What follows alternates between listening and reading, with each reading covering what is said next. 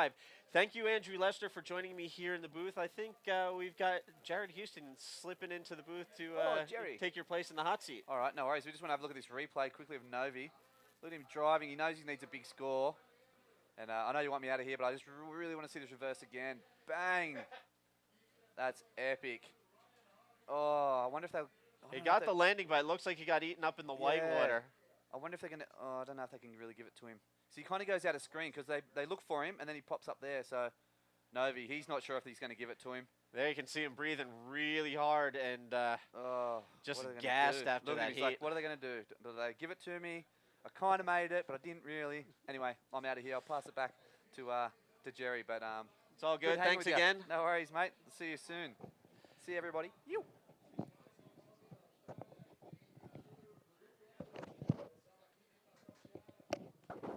Good job.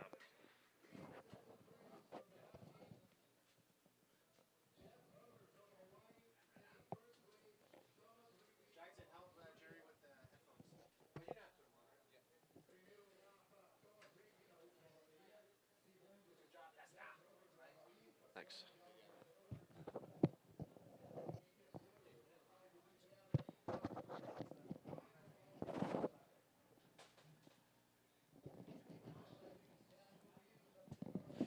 All right, so here in the booth, I've got Jared Houston from South Africa getting mic'd up and ready to go. Help me with the commentary on this heat. Right now, round 1, heat 6, we have in the water here at the 2012 Itacoatiara Pro, presented by Pride, Useki.com and Net. In the red jersey, Ryan Hardy. In white, Guilherme Tamega. In yellow, Sergio Luiz, the trials winner. And Guilherme Correa, the trialist wild card. So we've got 3 Brazilians and an Australian out in the water right now. Yeah, no, well, thanks, Steve. Stoked to be up here. And, the action's been pretty non-stop today. Everyone's making the most out of the heavy conditions out there. And, I'm pretty excited for this next heat. The odds are definitely stacked against Hardy with the 3 Brazilian guys in his heat. I mean, they seem to have been doing the best today so far. All of the guys know these conditions, and they're definitely not scared. So, I guess Hardy's looking to claim 3 Brazilian scalps out here. Now, you were in heat 1 this morning, first heat of the day. Conditions were a little different. When we first started, winds had just gone offshore a little bit. Were the conditions cleaner for you out there from what we've been seeing for most of the afternoon? No, I would say it was almost harder in the morning. In the morning, first thing was like we're full guinea pigs all got blew up and riding. Guilherme Correa, the trialist. Jeez, going really fast in that one, having a pretty good attempt there, but just unfortunately coming unstuck, it seems. But yeah, I'd almost say that that this morning was actually quite daunting being the guinea pigs out there, because you just didn't know where to sit, didn't know which waves were the ones to go, and it's just pretty stressful in general. And here we can see in yellow, Sergio Luiz, looking at that one, decides to turn around and let that go by. Sergio Luiz, the trials champion yesterday, managed to survive some seriously heavy waves the first 2 days of the trials, and now here he is out in the water. And instead, we have in red, Ryan Hardy. Hardy doing a 6 spin on the top, really showing just how technically adept he is out there. Such good lines, good roll off the end. Looks like he's going to push through on that one. Yep, there he comes out. So that's going to be a nice opening score for Hardy. I love the technicality of that spin on the takeoff. We haven't really seen much guys doing that today, and it's pretty impressive for his first wave. Ryan Hardy has been, for a long time on the tour, one of the most technical riders in the sport of bodyboarding. You can see it in the slightest little things. Something you as a pro rider can pick up on. His rail transitioning, his body positioning, all of it, tying it together clean, smooth, making it work. Yeah, he's pretty much the smoothest rider of all time, I think. He's just one of those guys. He is still the leader of the sport in terms of style and perfection and power and speed, and it's going to be exciting to see who steps up to the plate, to who can ever match Hardy. And here we got Yellow having a paddle on a really good looking wave. He's deciding not to go on that. And it's probably a good idea that he didn't go, because that sectioned off and looked pretty daunting out there. Yeah, you got to try and pick the ones that don't have too much whitewater on the face, because they really seem to slow you down and cause you to bump all over the place. So That was a pretty good call from Sergio Luis. All right, so there you can see the riders paddling back out. I wanted to pick your brain a little. I was doing a little research for the riders before this event, so I had some stuff to go off of Yeah, during yeah. the heats. And I saw on your Facebook page, it says you like handling snakes. Yeah. Is that there as a goof or is that legit? No, it's legit. I haven't done it for quite a few years now. Just since I started doing the tour, since really been traveling on someone else's money. But it's definitely a big passion of mine. Snakes. I've enjoyed them my whole life really, and about 3 years ago in 2009, just before I joined the tour, I was that was actually my full-time job pretty much. I was getting called out by the police and various institutes to go and remove venomous snakes from different properties, business establishments, all that kind of thing. So it was a pretty cool job. I really enjoyed doing it, and I kind of miss it. So I hope to get back into it one day. That sounds pretty heavy, having to deal with venomous snakes. Are you ever nervous dealing with those things? Yeah, and for sure. Like I reckon if I had to try it again, if I had to get back into it now, I'd be pretty nervous beginning because I mean a lot has to do with your reaction time and just I guess you just have to be careful. You have to remember like the formula, and the correct procedure and and style of handling. And at the end of the day, they don't really want to bite you. They're just kind of, you're going to pick them up. They're going to want to defend themselves. So you just have to be pretty onto it. That's pretty hectic. Yeah. All right, there you can see on screen right now, Ryan Hardy sitting in the lead with a 5.25 and a 4.08 for his first two waves. Meanwhile, the other three riders, each with only one low-scoring wave under the belt. Guilherme Correa, the wild card trialist from the local from here at Niterói.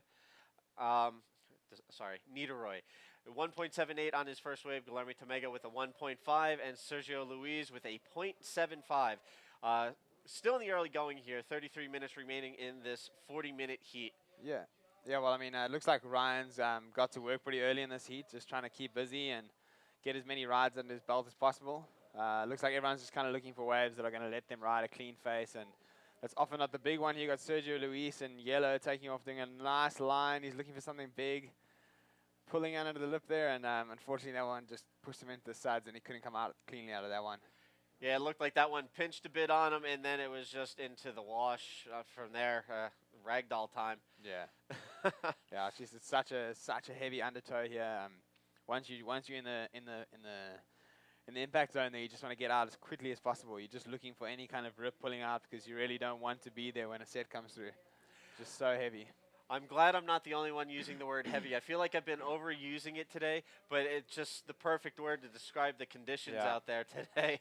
No, it's really heavy out there today. It's kind of like almost, it's kind of similar to, look at that one.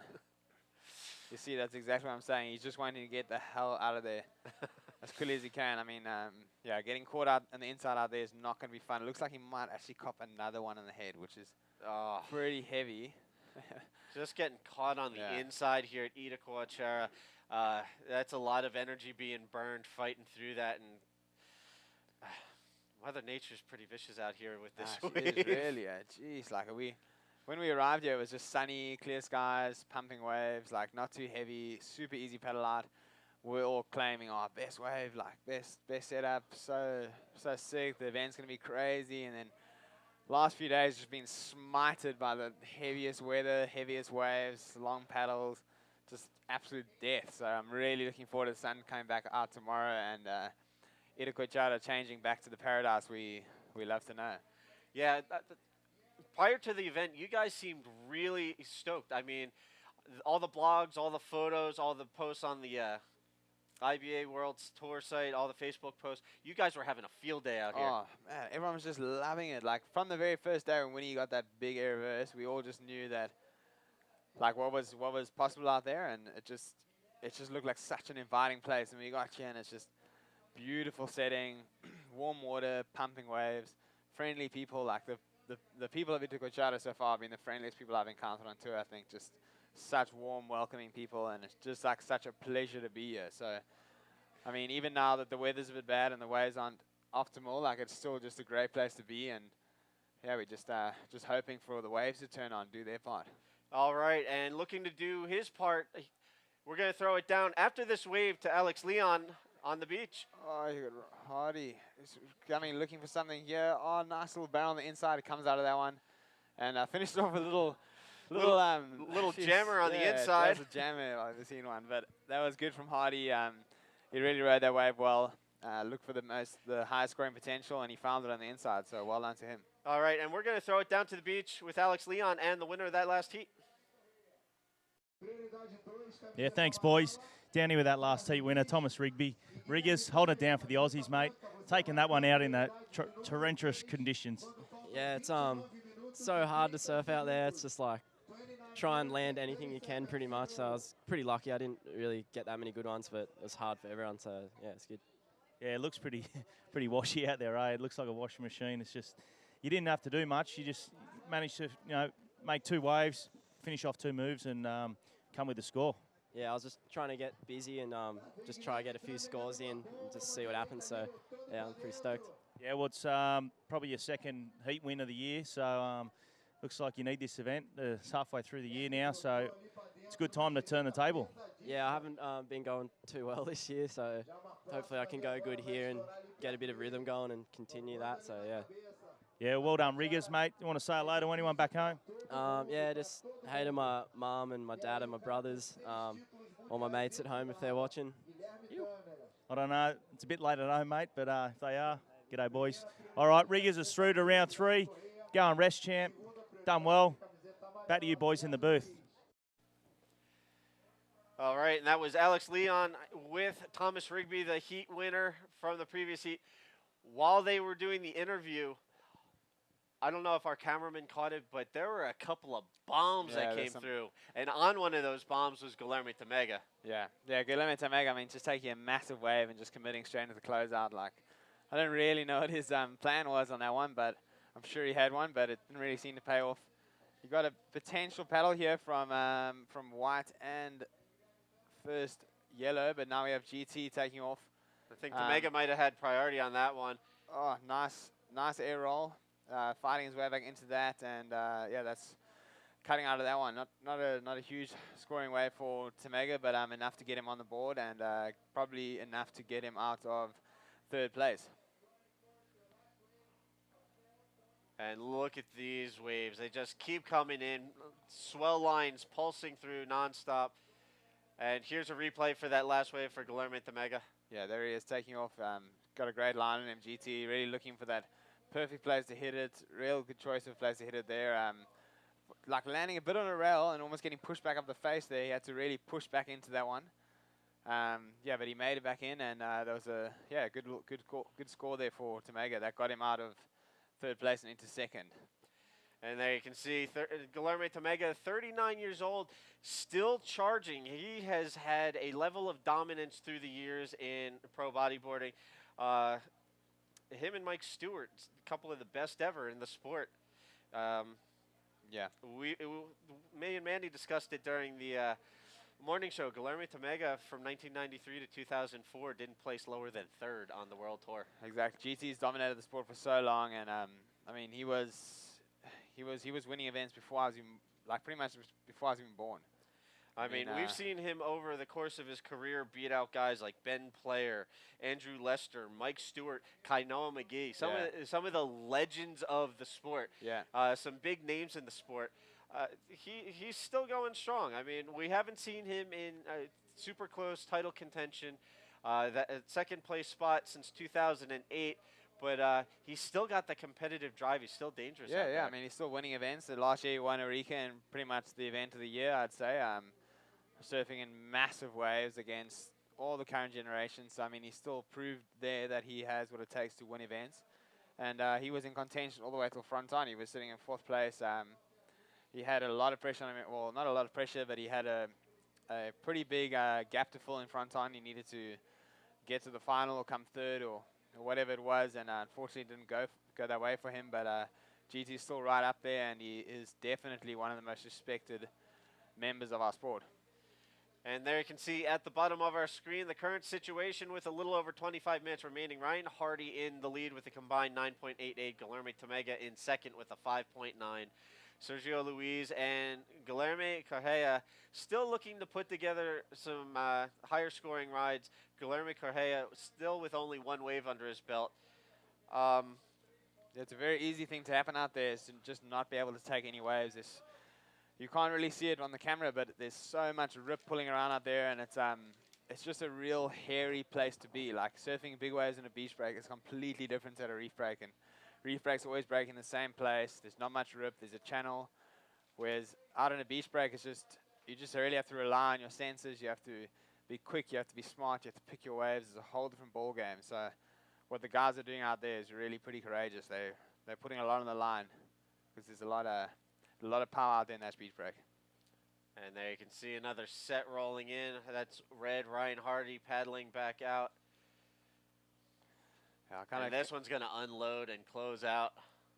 Yeah, there's a lot of closeouts out there today. It's kind of reminding me a little bit of the Itacoatiara final day last year, where there's a lot of diamonds in the rough.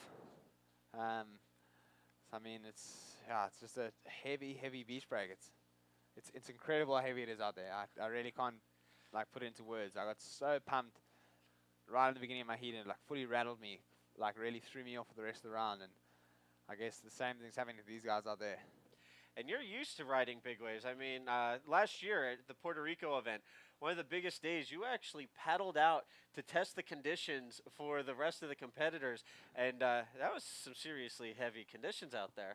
Yeah, it was actually. It was a lot bigger when I got out there than I thought it was. And there's a lot of current moving around. So it definitely wasn't the smartest thing to do. I didn't get too many waves, but just wanted to try and make a little bit of the swell and see if it was actually rideable. It definitely was not. So they made a good decision not to ride that day. And I think had someone maybe gone out this morning to test the conditions, it could have been a different story as well. But the guys are, there's been some epic rides today going down regardless. Guys like Amari and Dave Winchester both posting very high scores in the 8-point region. So it's pretty amazing to see. I couldn't muster over a 4 out there. So I'm pretty in awe of the guys getting big scores. Well, you were the 2010 Rookie of the Year. You've had some solid events. You've done well at Pipeline. What are some of the trickier events you've been to in the course of the last couple of years? Definitely the trickiest event for me is Eureka. It's an event that I've never done well at. I've been to it 3 times now, and each time I haven't placed higher than 25th. So it's a really frustrating event for me. It's an event I put a lot into for the past couple of years, and it just never seems to go my way. So that's definitely the trickiest event for me. And yeah, I guess it's just something that I just have to improve on. All right, there you have it, Eureka. Something he's looking to improve on. We're going to take a quick break. We'll be right back after this commercial.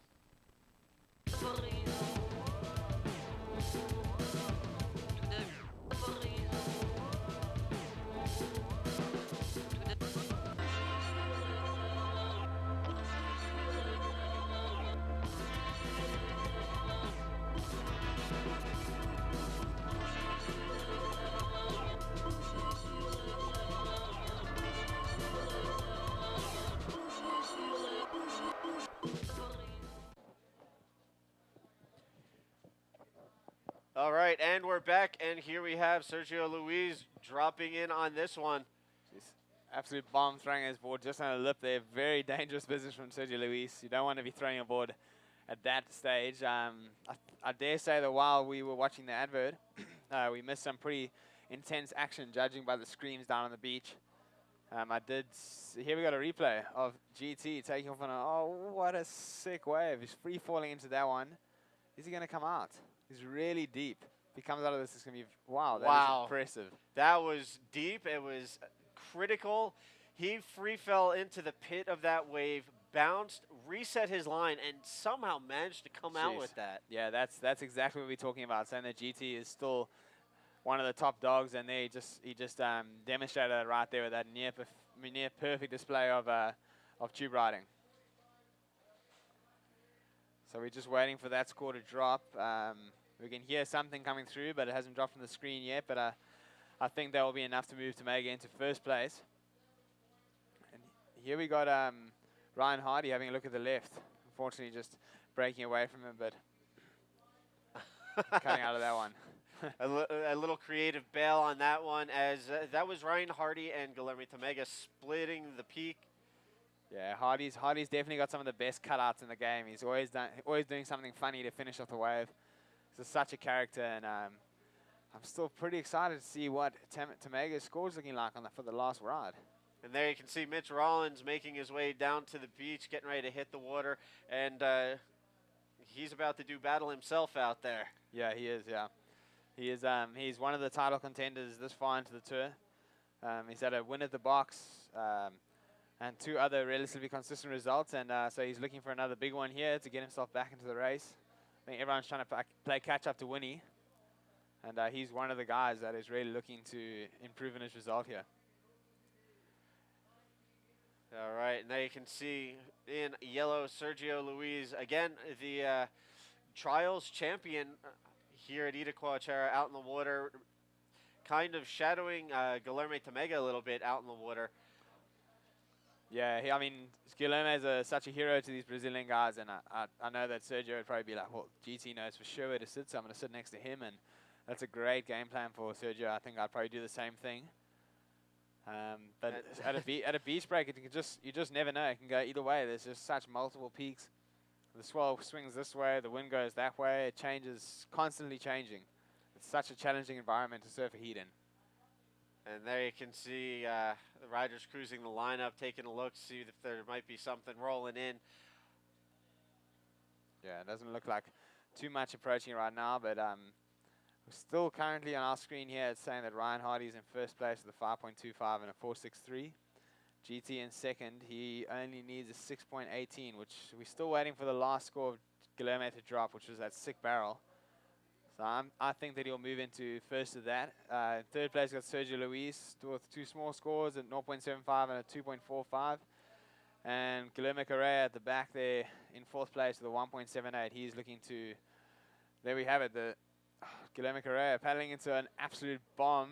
What has he got here? Streaks Wow. down the face on that one, driving down the line, gets a little bit of a speed bump, and it looks like he's going to get eaten up by the whitewater. Jeez, how big was that wave on takeoff? You got Sergio Luis also taking on a nice bomb-looking wave, bouncing a bit down the takeoff, getting a nice roll under the lip there, and let's see if he can push out of that one. Doesn't look like he did, but still a great effort there from Sergio. The scores have dropped, and GT Guilherme Tamega in white from Brazil has moved into first place on the strength of a 7.45 and a 3.7. So he's looking really good now. And Ryan Hardy's moved back to second. He now needs a 5.9 to go to first. Wow, so we've seen a couple of barrels in this event that have scored pretty well with the judges. Wow, how was that drop by Guilherme Correa there?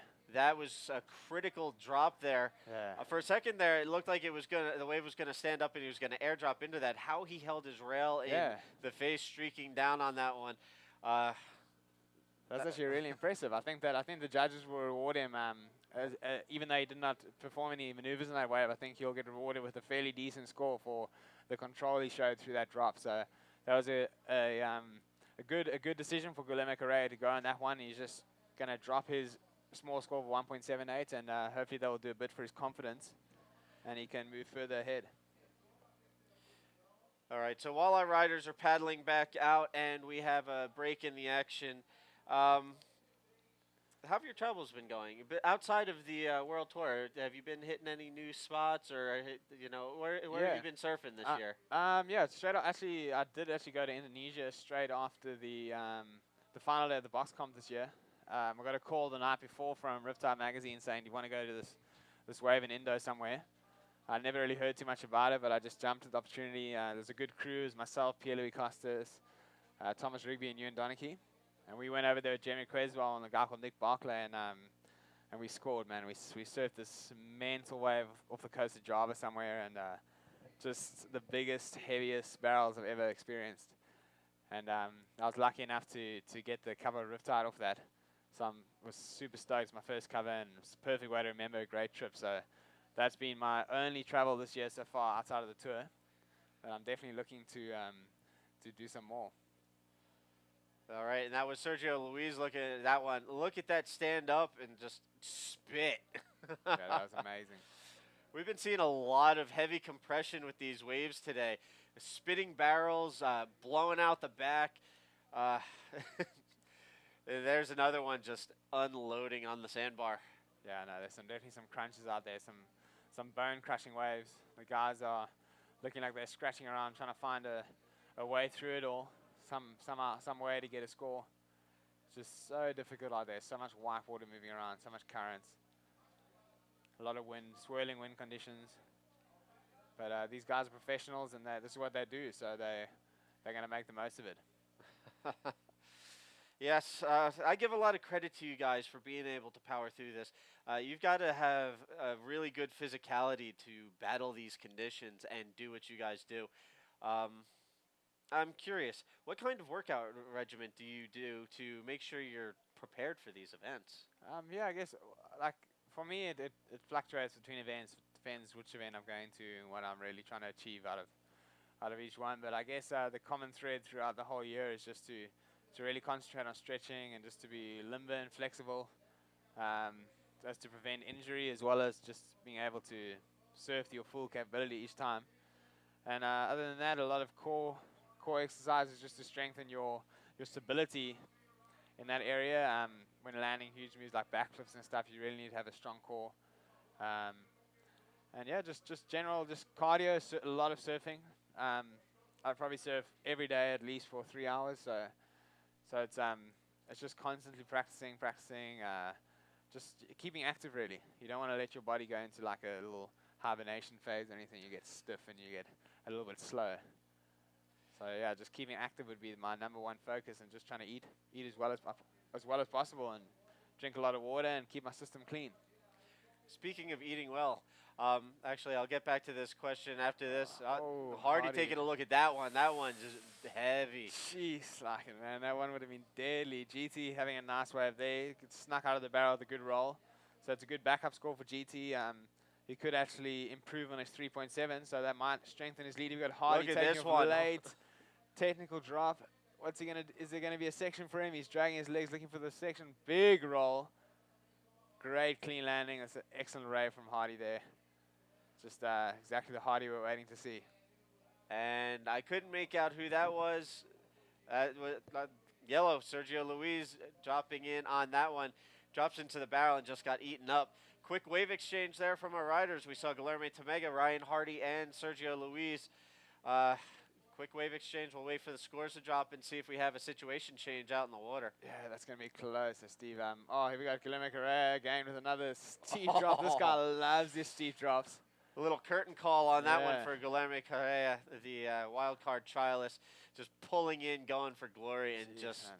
getting eaten up by the closeout. This guy's not bothered at all by the power of the wave. He just wants to catch as many waves as possible, and it seems like he wants to catch the biggest waves possible. So definitely getting a bit of a show here from Guilherme. Still waiting for the scores to drop at that last exchange. We're going to another look at Hardy's wave. Late takeoff. You can see the control he puts there with his legs and on his rail. Flying off the bottom. Little speed check, drags his legs, and such a clean projected roll off that. I think the judges are really going to like that one, and he could get close to his goal score of 5.9 to move back into first. That was some solid riding there from Ryan Hardy. As you were saying, very technical on that. Yeah. You know, being able to hold your fin and your rail in the face of the wave on a drop like that, not the easiest thing. You guys make it look easy, but it's actually pretty difficult for the average wave rider. Yeah, no, it's definitely difficult. I mean, you're relying on this tiny little bit of foam, like called the rail, that you have to try and stick into the water. So it really helps having fins you can kind of rely on to leverage yourself better. We got Guilherme Tomega getting into the tube there, and sneaks a good roll out of that. So that's going to be another good score for Tomega. I think it will definitely improve on his second highest score of a 3.7. So it's going to be a pretty interesting exchange coming up. Yeah, while we await the scores to drop from Guilherme Tomega and Ryan Hardy to see if we have a situation change out there. And there you go, the graphic on screen. Ryan Hardy with a 6.38 on his last wave. That's his new high score, combined with a 5.25 for an 11.63 and the lead. That bumps Guilherme Tomega from Brazil into the second spot. Guilherme with a 7.45 and a 3.7. I actually don't think Guilherme's second score has dropped yet. No, I don't think so either. I think we're still waiting. Yeah, he needs a 4.18. It sounds like, from what I could hear outside, it sounds like he might have got that. So let's just wait and see if that does drop. in his favor. Yeah, it did. Yep, so Tamega and Hardy flip-flopping that top Yeah. spot. It was Tamega, Hardy, then Hardy, Tamega, Yeah. and now vice versa. And Hardy up and riding again on this one. Hardy having a nice left, big explosion there. I don't know if he tried to hit that or not. If he did, that's quite committed. No, he didn't. He pulled out of that one. Good choice by Hardy there. He's still got 10 minutes. He can get back out there and get another good wave. Because because he is now in second place, so he needs to get back up into first. And there you see a nice scenic shot of the beach here at Itacoatiara. A lot of people gathered here on the beach, on the streets, and up in the competitors area. And that looked like Tamega dropped in on somebody. Yeah, I guess he probably definitely had priority in that situation, and he used it. And there he got a nice barrel to spin out, and he's going to look for another roll on the inside. So it's a good use of priority there by Tamega. I can't see why else he would do that. He's an experienced competitor, and I guess that he knew he had priority, and he took advantage of that to get that wave of Sergio Luis. And he has gone back into, he has actually progressed back into first place with a 7.45 and a 6.83 on that last right-hand barrel to roll. And here we have a replay. Sergio Luis taking off on that one. And then Tamega dropping in on Sergio Luis. I'm going to side with you. I'm going to guess that Tamega had priority, and he used it to block Sergio from jumping into that second or first spot. Tamega trying to hold on to one of those top two spots so he can skip round two. Yeah, very tactical move from Tamega there. We've seen it happen many times in competition where the opposing rider has priority, and he just drops in on the other rider to A, prevent the other rider from succeeding and getting the score he needs, and B, to be able to improve his own score. So that's a very tactical move from GT over there, and it's just another fine example of why he's such a great competitor. And I haven't really touched on it today, but we do have the priority system in use here for round one. Jared, take us through the priority system. Yeah, okay. Well, so in this event, we're using a four-man priority system where at the start of the heat, there's no priority. Once the first rider takes a wave, say for instance red takes a wave, he then goes, once he's finished that wave and reached the back, he then becomes third priority. The other three riders left the peak share first priority. Once any of those riders makes a committed paddle for the wave or goes a wave, they then lose priority. The two riders remain, keep first priority. Red rider, the first guy took a wave, will then move up to second priority. And once the yellow rider, who took the second wave, reaches the outside, he will then become the third priority. So it works on a rotational basis where basically when you take a wave, you lose priority, and the person who's been waiting the longest usually has first priority. The only way this will not be the case is if the rider in priority, whether it be first, second, or third, makes a committed paddle for a wave and keeps another rider off that wave, he will then lose priority and go to fourth priority, and that the next rider in line will then move up into the next highest priority. So it's designed to keep heats fair and to eliminate hassling, but also to give the most power to the guy who waits the longest to enable him to get the best waves that he's been waiting for. All right, so there you have it, the priority system. And as we saw previously, Guilherme Tamega using a little strategy, using the priority system to his advantage, blocking Sergio Luis. Yeah, like if you have a high priority, so now I'm in first priority, and a guy who's in second priority paddles for a wave that I think, wow, okay, this guy could get the score he needs to beat me on this one, and I'm in position, I can drop in on him and cancel his wave. And if he keeps riding that wave, he will then be given an interference. There you can see on screen Tamega paddling back out, kind of in that inside no man's land that nobody's been having any fun with. There you can see Tamega, who is from Brazil, one of the true greats in the sport of bodybuilding. Even he's getting messed with the currents out there a little bit. Yeah, no, the currents are really hectic. They can be your best friend and at times your worst enemy. Like, I dare say that in the next 2 minutes they'll become his friend, because as you can see, it's sucking out there just above him on the screen. You can see it's like a river going back out to sea, and that's where you want to be, because that will take you straight back to the lineup with the least amount of effort. But if you're on the wrong side of it, all the water's pushing back in, and it's going to take you a lot longer to reach that that river of redemption. All right, so while Guilherme Tamega, our heat leader, battles through that inside section, trying to catch the rip and get back out, ducks under another one. Ryan Hardy currently in the second position with about 5 minutes left. Ryan with a combined 11.63. Sergio Luis and Guilherme Correa in the bottom two spots. They're looking to pull something out of the hat right now so that they can move into one of those top two spots and avoid round two in the showdown format. Yeah, I mean, it's as you can see now, by this stage of the round, it's a completely different ball game to earlier, where the guys are now looking for really big scores to advance to the second. Sergio Luis is needing a 9.18, and Guilherme Correa is needing a 9.2 to advance into second position, which is a whole different ball game to what it was earlier, with guys needing 2s and 1s and all kinds of silly scores to be able to overtake first and second. The guys are getting much more comfortable out there now, and they are learning to read the conditions a bit better, and that's why you're seeing a bit more of a hi-fi surfing environment out there. All right, and for those of you just tuning in, this is the 2012 IBA Itacoatiara Pro, brought to you by Pride, Useki.com, and Net. Right now we are in Heat 6 of Round 1. These are non-elimination heats, 40 minutes, 12 wave max. Best two waves are scored for your final total. And the top two guys will advance to round 3. The bottom two guys from each heat will have to go to round 2 and surf an extra heat.